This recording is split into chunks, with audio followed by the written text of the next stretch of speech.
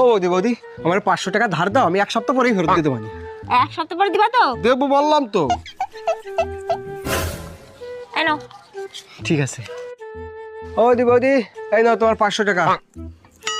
এ বাবা, 200 টাকা আবার বেশি কেন? ওই 500 টাকায় 200 টাকায় ডিম পড়াইছে। ঠিক আছে। ঠিক আছে। ও বৌদি বৌদি বলছে 1000 টাকার খুব দরকার ছিল, একটু ধার দেবা, 1 সপ্তাহ পরে দিয়ে দেবা নি। ঠিক আছে, এই নাও, কিন্তু ডিম সহ ফেরত দেবা কিন্তু। আচ্ছা ঠিক আছে। ও বৌদি বৌদি এই নাও তোমার 1000 টাকা। ওটা করবো না, 1500 টাকা কেন? 500 টাকা ডিম পড়াইছে, খুশি?